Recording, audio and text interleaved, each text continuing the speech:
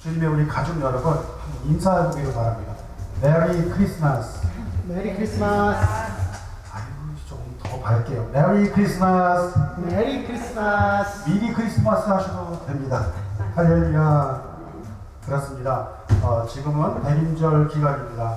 그리고 세 번째 주를 맞이하고 있습니다.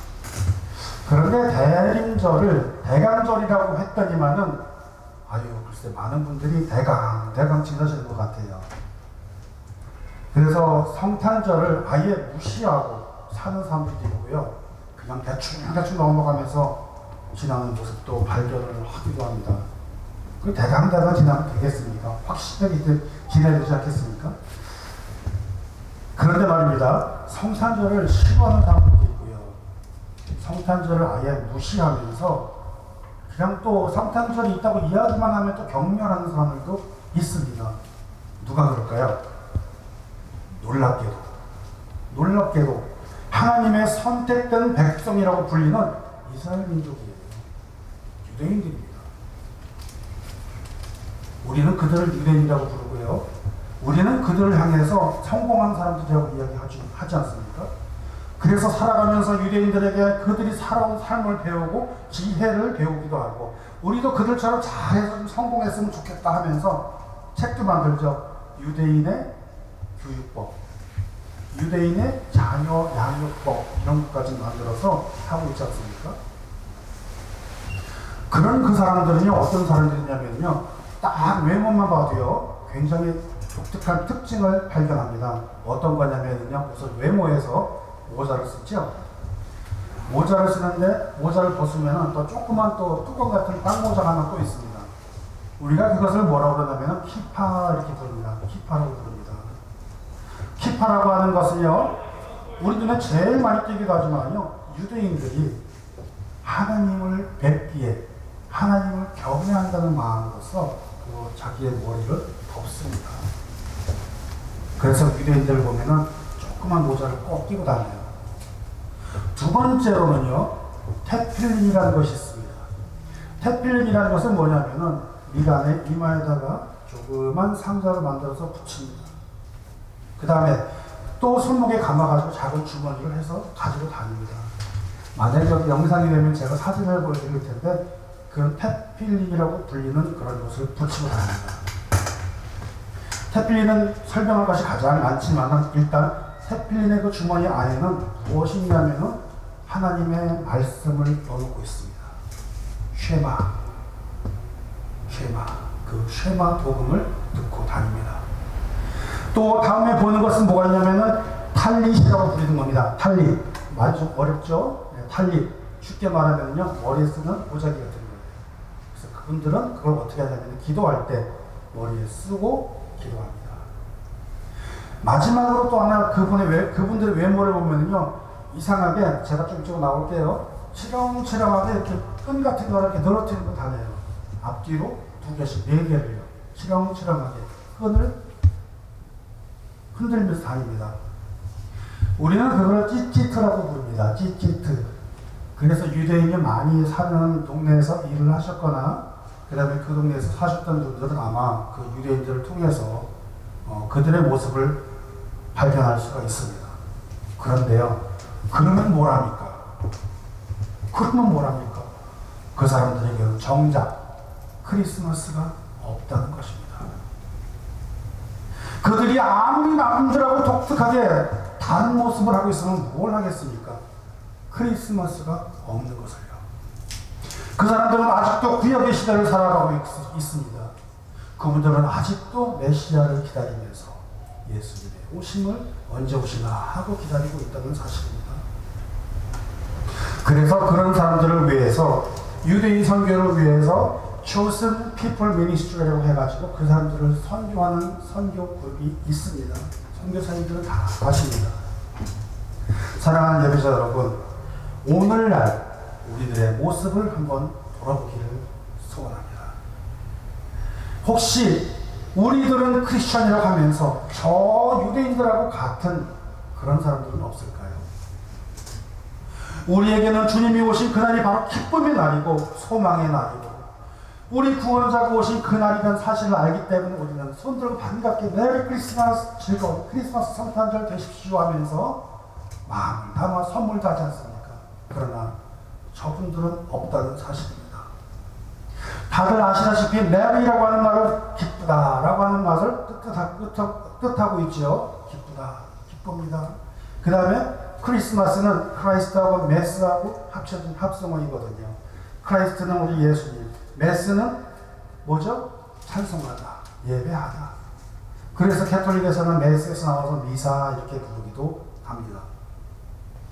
그러니까 메리 크리스마스라는 말은요, 우리 주님 오신 날을 우리가 같이 기뻐합니다. 기뻐하십시다. 그 인사인데 저들에게는 그것이 없다는 얘기입니다. 그러면 우리는 우리 주님이 오신 날을 정말 기다리면서 그 주님 오심을 소원하면서 기다림의 날이 아니라 어떤 날이요? 이 날을 연말에 가장 매출을 많이 올려야 되는 날로 생각하지 않습니까? 메리 크리스마스라고 인사를 나누면서도 몸과 마음은 전부 딴 데가 있지 않습니까? 메리 크리스마스로 가면서 정작 이 말 안에 들어있는 크라이스트, 예수님은 존재하지 않고 있다는 것을 우리는 얼마나 인지하고 있느냐라는 부분을 돌아볼 필요가 있다는 것입니다. 이맘때 되면은요, 영화 한 편이 생각이 납니다. 여러분 기억하시나 모르겠는데 2004년도에 멜 깁슨이라고 하는 배우가 그 영화를 만들었어요. 패션 오브 크라이스트라고. 기억하실지요? 그런데 저는 그 장면 중에 하나를 좀 잊지를 못해요. 주님께서 십자가에 달려 돌아가셔서 이제 막 숨이 넘어가기 바로 직전인데 딱 넘어간 순간에요, 영상은 이렇게 바뀝니다. 영상이 전부 볼록렌즈처럼 동그랗게 크게 모여지더니요, 물방울 하나가 위에서부터 하늘로부터 쭉 떨어지는 그 장면이요. 그러다가 그 물방울 한 방울이 땅에 딱 떨어지는 순간에 천지가 진동을 하며 어두워지며 온갖 모든 세상이 슬픔으로 잠겨있는 그 장면, 혹시 여러분 기억하시나 모르겠어요. 그게 무슨 장면이냐면은 하나님께서 눈물 흘리는 장면을 표현했다고 하는 것입니다. 성경에는 없었지만 아무래도 그 감독은 우리하고 하나님하고의 그 입장을 바꿔서 한번 생각했던 것 같아요. 그렇습니다. 여러분, 입장을 우리가 한번 바꿔서 생각해 보자는 것입니다. 우리에게는 기쁨의 날이요, 구원자 예수 그리스도가 탄생하신 날이요, 그 날을 기념하면서 우리는 메리 크리스마스 하면서 기뻐하고 막 그러는데, 정작 하나님의 입장에서는 그 아들을 이 땅에 보내어서 고통스러운 인간의 몸을 입게 하시고, 또 그가 자라면서 살아가는 동안에 모진 고통을 당할 것이며, 뿐만 아니라 한창의 나이에 가장 저주스럽고 처참한 십자가에 달려 죽음을 맞이하게 될 것이라는 것을 모르시겠습니까? 그러니 우리에게는 그 기쁨의 날인 크리스마스라는 것이 하나님의 입장에서는 가장 슬픈 날이 아니겠느냐 하는 것입니다. 그런데 오늘날의 사람들은 요새 일도 신경 안 쓴다 이렇게 표현을 하지요. 그저 모임을 기다리고, 그저 망년회를 기다리고, 그저 연말 선물을 기다리며, 그저 연말에는 우리 어디를 갈까, 또 내년에는 어떻게 해서 비즈니스를 좀 잘할 수 있을까.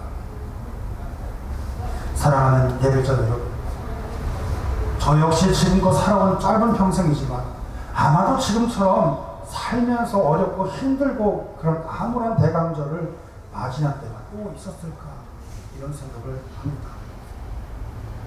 그만큼 우리에게 다가온 코로나라고 하는 것은 너무나 많은 아픔과 너무나 많은 고통과 너무나 많은 눈물을 흘리게 하는 그런 시절을 지나고 있습니다. 그러나 이런 때일수록 우리가 유대인처럼 그렇게 하지는 못할지라도 우리가 이런 시기에 또 하나님을 바라보면서 다가오는 그 성탄절 크리스마스를 맞이하면서 주님 오시는 날, 또 그리고 우리 주님 다시 오실 그 주님을 소망 중에 기다리는 마음으로 그날을 소중하게 살아나갔으면 좋겠습니다. 꼭 그런 날이 되시길 바랍니다. 대림 저는 우리 주님이 오시는 날을 기다리는 그런 기간이라고 말씀드렸지만 주님이 이미 2000년 전에 오셨기 때문에 그랬는지 주변을 돌아보면요 대강절에 대한 절기설계도 발견하기가 어려운 게 요즘 시대입니다. 그냥 평범한 주일처럼 그렇게 넘어가는 것도 보입니다. 현대를 살아가면서요 이제는 말세의 시대를 살아가면서 우리는 말세 중에서도 말세, 그래서 말세 지말이라고도 하는데 그런 시대를 살아가는 우리들에게 오는 그 기다림이라는 것은 무엇이 있겠습니까? 마라나타, 그렇죠? 우리 믿음의 사람들은 우리 주님이 다시 오시는 그날을 기대하며 살아가는 믿음의 사람들 아니겠습니까? 그러니까 사실 말이죠. 만약에요 지금 당장 주님이 오신다 해도 전혀 이상할 것이 없는 그런 시대를 우리가 살고 있지 않습니까? 그렇다면 사랑하는 여러분, 만일에 지금 주님이 오신다면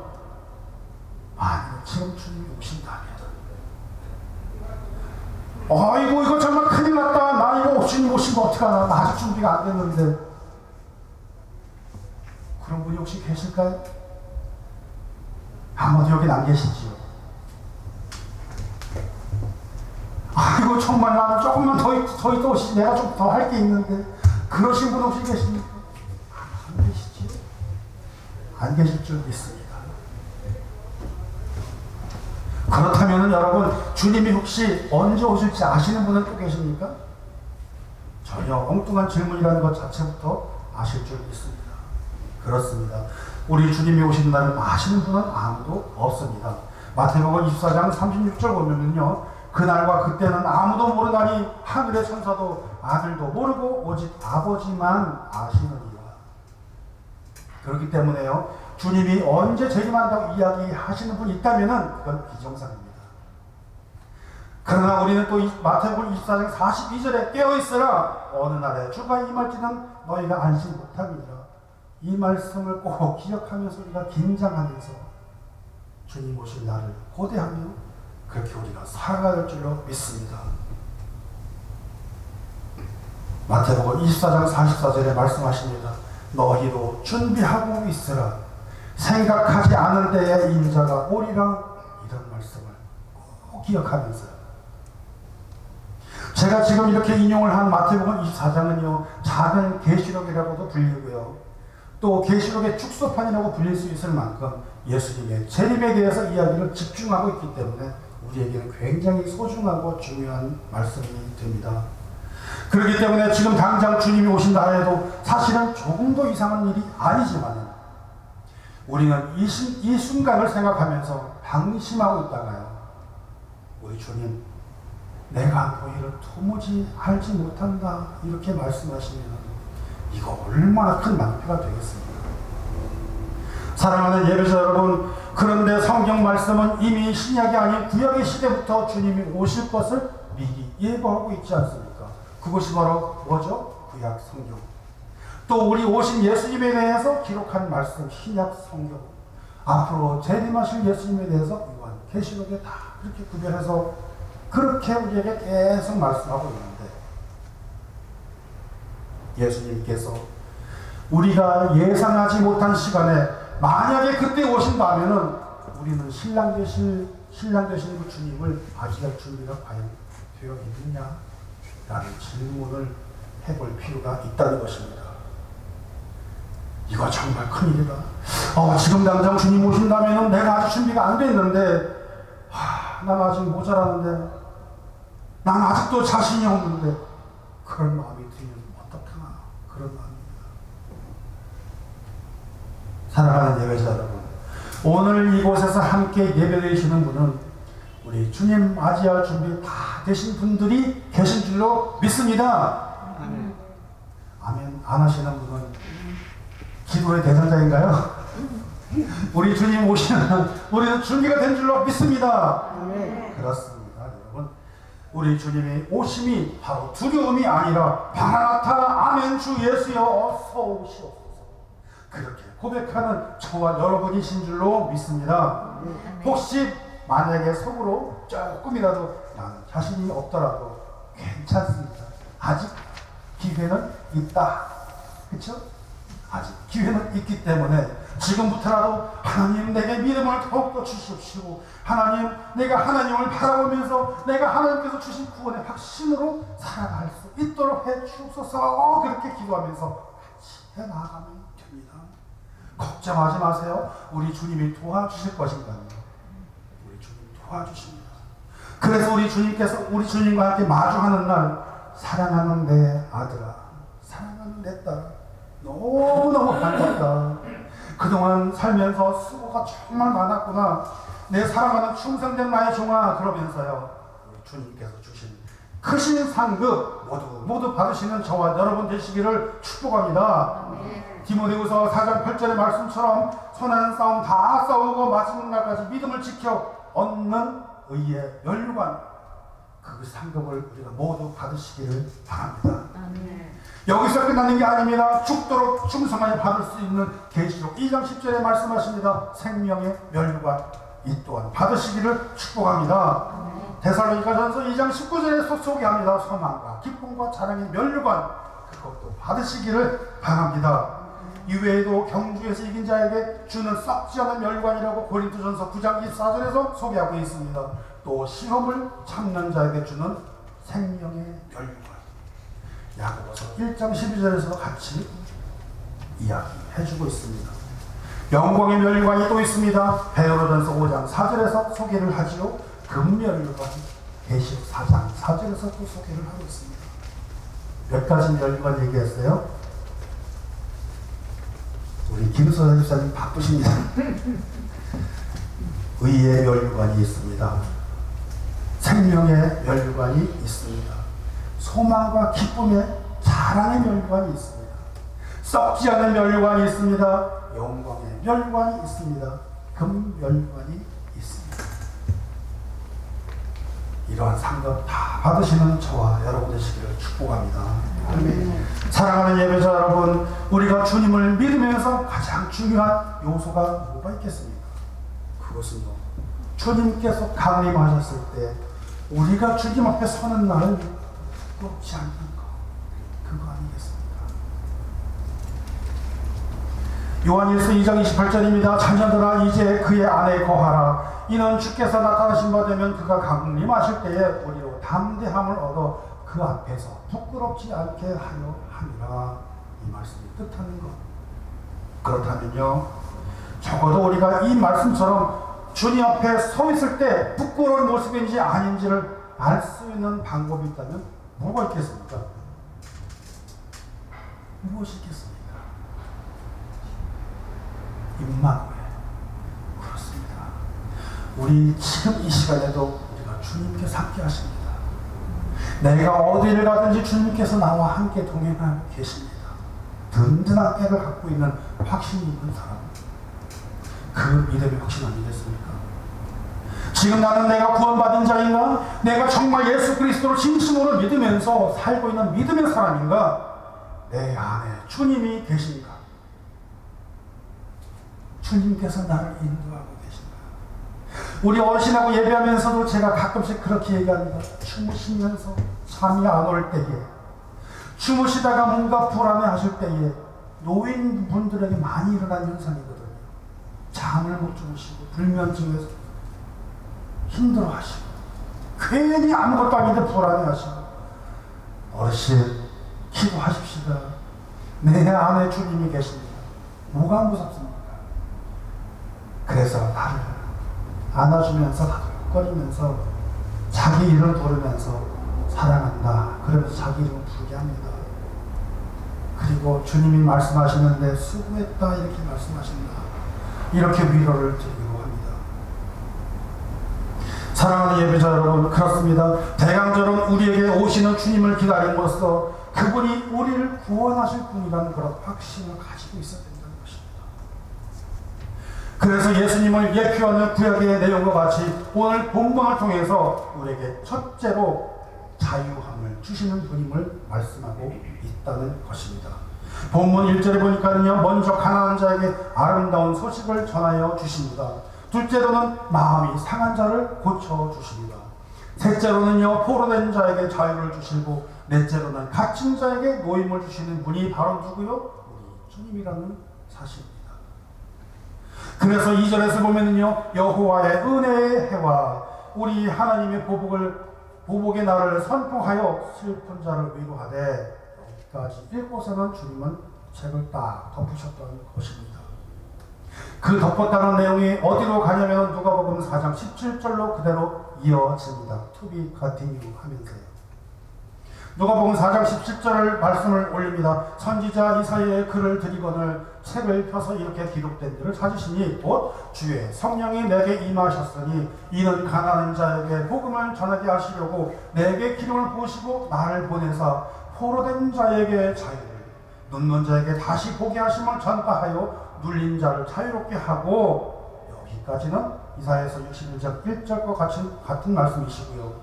그 다음에 19절로 넘어가니까는요, 주의 은혜의 해를 전파하게 하려 하셨습니다라 까지 하신 후에 20절에는 책을 덮어 그 맡은 자에게 주시고 안전히 회당에 있는 자들이 다 주목하여 보더라 하는 누가복음의 말씀을 볼 수가 있습니다. 그리고 21절에 또 얘기하십니다. 예수께서 그들에게 말씀하시되 이 글이 오늘 너희 귀에 응하였느냐 하시니, 이 말씀을 듣자마자 사람들이 말하죠. 어떻게 해요? 저 사람은 요셉의 아들 아니야? 그러는 것입니다. 요셉의 아들인데 이렇게 놀라운 이야기를 했어? 이야, 이거 어떻게 된 거야? 그렇게 보는 것입니다. 우리는 여기서 무엇을 발견을 할까요? 그때 만난 예수, 하나님의 아들로서가 아니라 단순히 요셉의 아들로만 보았지 그냥 하나님의 아들로 인정하지 않고 있었다는 사실입니다. 여기서부터 조금씩 어긋나기 시작하는 것입니다. 같은 방법입니다. 누가복음 4장 초반에 가니까요, 예수님의 광야 시험의 장면이 나오는데 마귀가 예수님을 시험을 할 때 이렇게 이야기를 합니다. 공통적인 말. 네가 만일 하나님의 아들이거든, 네가 만일 하나님의 아들이거든 돌이 떡이 되게 하라. 네가 만일 하나님의 아들이거든 뛰어내려라. 뭘 말하고 있는 거죠? 하나님의 아들이 아니냐? 그러니까 사람들도 하나님의 아들이 아닌 것으로 보는 것 아니겠습니까? 사랑하는 예배자 여러분, 오늘 우리에게 이 말씀을 통해서, 그리고 오늘날 우리들이 살아가면서 공통적으로 우리가 생각하는 현상이 무엇이라고 말씀을 드리고 있는 것 같습니까? 성탄절은 예수 그리스도의 날인데, 우리의 성탄절은요, 지금 예수님이 사라져가고 있는 성탄절을 지내고 있다는 사실을 돌아보고 싶은 것입니다. 그것을 우리가 깨닫고 그것을 우리가 회복해야 되리라는 것입니다. 성경에도 예수 그리스도의 존재에 대해서 흐릿하게 만들어지는 것을 지금 방금 소개시켜드린 것처럼, 유대인들에게도 예수 그리스도는 아직도 오지 않은 그런 분들로 지금 남아있고, 그들은 아직도 메시아를 기다리고 있으며, 오늘을 사는 현대인들도 예수가 빠진 크리스마스를 지내고 있으며, 심지어는 교회들도 대강절을 지나려고 하는 그런 모습. 대강이라는 말이 그냥 웃자고 한 말이 아니었다는 것입니다. 오늘 본문은 이렇게 표현합니다. 누가복음에서 예수님께서 직접 이 말씀을 그대로 다시 읽으면서 하신 말씀과 똑같습니다. 첫째로 내가 가난한 자에게 아름다운 소식을 전해주리라. 둘째로는요, 내가 마음이 상한 자를 고쳐주리라. 셋째로는요, 포로된 자에게 자유를 찾아주리라. 그리고요, 넷째로는 갇힌 자들에게 노임을 주리라. 이 말씀하시는 분이 바로 주님이시고, 이게 다 무엇이지요? 복음이라는 사실입니다. 복음이 사로잡힌다는 사실입니다. 그 말씀을 우리 주님께서 위로를 해주신다는 것입니다. 3절을 보니까요, 슬퍼하는 자에게 화관을 주고 죄를 대신하여 기쁨의 기름으로, 슬픔을 대신하여 찬송의 옷으로, 근심을 대신하십니다. 의의 나무 곧 여호와께서 심으신 그 영광을 나타낼 자라 부르심 받게 하게 하는 것입니다. 오늘 예배 중에 찬양하면서도 그런 찬양을 드렸죠. 슬픔 대신 희락은, 죄 대신 화관은, 근심 대신 찬송을, 찬송의 옷을 주셨네. 같이 할까요? 슬픔 대신 희락은, 죄 대신 화관은, 근심 대신 찬송을, 찬송의 옷을 주셨네. 내 손을 주께 높이 듭니다. 내 찬양 받으실 주님, 내 마음을 주께 활짝 엽니다. 내 찬양 받으실 주님, 슬픔 대신 희락을, 죄 대신 화관을, 근심 대신 찬송을, 찬송의 옷을 주셨네. 아멘. 그렇습니다. 죄인의 모습으로 죄를 뒤집어쓰고 초췌하고 슬픈 그런 모습들에서 기쁨의 기름으로 슬픔을 대신하여 찬송의 옷을 근심 대신하면서, 이것이 바로 우리 주님께서 그렇게 불쌍한 우리를 위해 구원을 주신 선물 아니겠습니까? 그러므로 대강절을 지나고 있는 우리는 주님께서 그 오시는 소망을 품으면서 살아야 될 줄로 믿습니다. 주님이 오신다는 것은 슬픔이 기쁨으로 변한다는 것입니다. 하나님께서요, 찬송의 옷을 입혀주신다는 것은요, 우리가 회복된다는 것입니다. 하나님과의 회복이 이루어진다는 것은요, 우리의 인생이 바뀌어지는 그런 것을 이야기하고 있는 것입니다. 성경에서 의복이나 신발 같은 것들이 나오는 것은요, 주로 무엇이지요? 뭘 말하지요? 신분을 말합니다. 신분. 오늘 본문에서도 찬송의 옷이 나옵니다. 찬송을 부른다는 것은 기쁨을 말하는 것인데, 기쁨의 옷을 입는다는 것을 뜻합니다. 우리의 존재가요, 신분이 바뀐다는 것을 이야기하는 것입니다. 화관을 쓴다는 것은요, 아름다움을 얘기합니다. 찬송의 옷은 또 무엇을 얘기합니까? 우리의 신분을 말하는 것입니다. 우리의 존재를 드러나게 하는 것 아니겠습니까? 옷은요, 정체성을 드러내고 있지 않습니까? 여기에서 찬송의 옷이란 우리의 찬송을 부르는 자의 정체성을 말합니다. 여러분, 우울하고요, 어두운 상태에서는 찬송을 부를 수가 없어요. 하나님의 자녀가 아니라면 또 찬송을 부를 수가 없어요. 오늘을 살아가는 우리의 세상에서는 주님이 소망이신 줄 믿으시기 바랍니다. 그래서 우리 주님을 기다리는 그 마음을 우리는 결코 한시라도 잊지 말아야 되겠습니다. 지금 오늘 우리가 살아가는 그런 세상은 우울한 세상입니다. 슬픔이 가득한 세상입니다. 코로나까지 와서요, 절망적이죠. 경제가 어두워지고 렌트비 못 내가지고 걱정과 근심과 잠도 못 자고 몸부림치며 살아가는 사람 무려 한인만 40%가 넘는다고 집계가 나오고 있습니다. 얼마 전 노숙자 쉘터에 가서 개최한 기자간담회 다녀왔는데, 앞으로 우리 한인들이 이제 렌트 밀려서 살지 못하고 또 직업도 잃게 되어서 생계가 어려워져 집을 잃어버리고 나오는 사람들을 우리가 대비를 해야 된다는 정도로 심각한 상황에 사실 있습니다.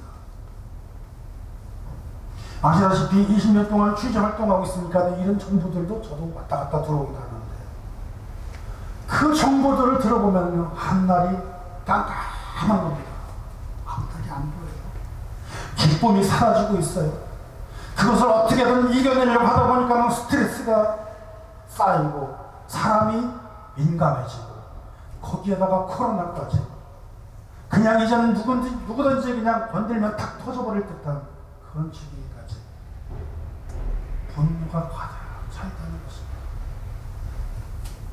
그래서 이 분노라는 말을 이게 무슨 말인가 정확히 찾아보자 하면서 한자로 뒤져보니까요, 세상에나 분노라고 여러분 찾아보시면요, 제일 밑에 다 불자에도 노자에도 마음 심자가 밑에 깔려있더라 됩니다. 여기서부터 와요. 우리의 심령서부터 상하기 시작합니다. 마음서부터 상하기 시작하다는 것입니다.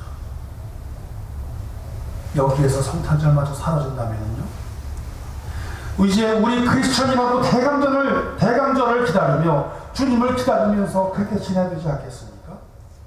우리의 흐트러진 그 신앙을 다시 한번 부여잡고요, 우리가 믿음으로 살아야 되겠다는 그런 각오를 우리가 이 시간 다시 한번 해봐야 되지 않겠습니까?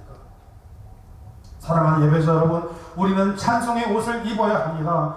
우리는 입술에서 날마다 그 하나님을 찬송하고 날마다 기쁨으로 살아가기 위해서 더욱더 굳건히 믿음을 지키며 살아갈 수 있도록 정말 몸부림치듯이 살아가야 되지 않겠습니까?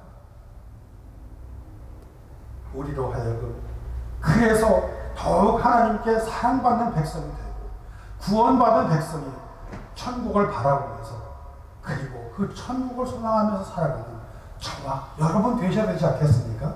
아멘이시죠? 오늘 본문 한번 봅니다. 주의 여호와의 영이 내리셨으니 여호와의 영이여 성령께서 임하십니다.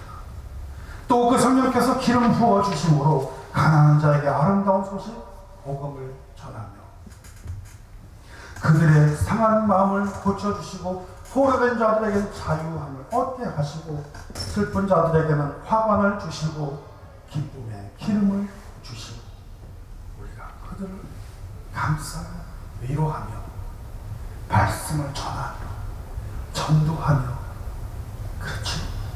찬송의 옷을 입고 근심 걱정 무거운 짐들을 찬송의 은혜로 충만하게 하며 하나님의 영광이 우리에게 임하게 된